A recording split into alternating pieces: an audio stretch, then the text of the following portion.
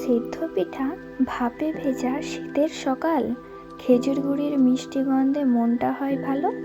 মায়ের হাতে বানানো স্বাদের সেই টান, শীত এলেই সেদ্ধ পিঠায় ভরে যায় প্রাণ। আজ তোমাদের সাথে শেয়ার করব সেদ্ধ পিঠার রেসিপি। তো এখানে একটা নারকেল নিয়ে নিয়েছি, নারকেলটা আমি কোড়া স্টার্ট করে দিয়েছি। এবার নারকেলটার একটা চিনি দিয়ে ভাজা ভাজা করে নিয়ে লেই বানিয়ে নেব পিঠের ভেতরে দেওয়ার জন্য। তো তোমরা ভিডিওটা শেষ পর্যন্ত দেখতে থাকো। ভিডিওটি ভালো লাগলে কমেন্ট করে জানিও, রেসিপিটা কেমন হয়েছে সেটাও কমেন্ট করে জানিও। এবার আমি গ্যাসটা অন করে দিলাম, নারকেলের গুঁড়িগুলো এবার ভাজবো। তারপর এতে কিছুটা চিনি দিয়ে দেবো। যতক্ষণ না লাল লাল করে ভাজা হচ্ছে ততক্ষণ আমি এটাকে ভাজতে থাকবো। তো তোমরা শেষ পর্যন্ত দেখতে থাকো।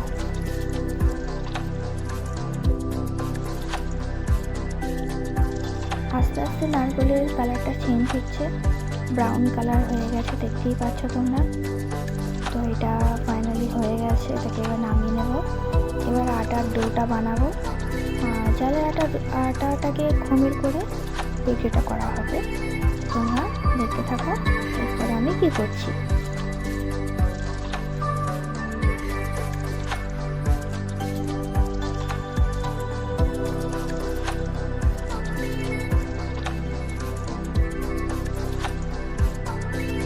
চালের আটা খমির করা হয়ে গেছে, আমি ছোটো ছোটো করে গুটি কেটে নিয়েছি। এবার এটাকে একটা গোল শেপ দেব যাতে নারকেলের পুরটা ভিতরে ভরতে পারি।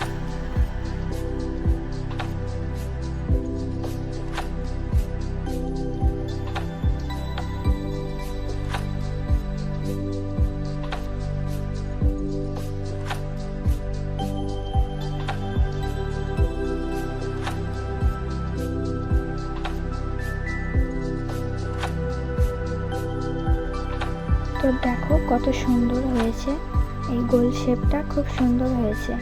এবারে এর মাঝখানে নারকেলের পুরটা দিয়ে আমি মুখগুলো মুড়ে নেব।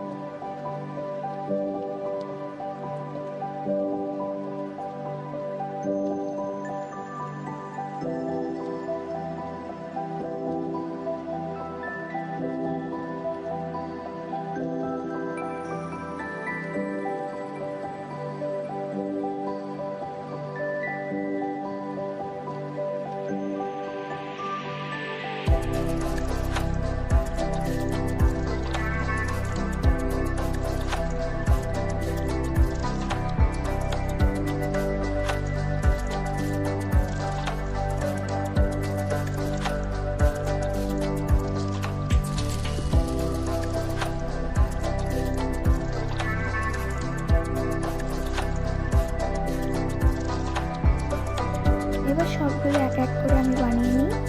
চলো সেগুলো আর দেখাচ্ছি না, ফাইনালি সবগুলো হয়ে গেলে দেখাচ্ছি।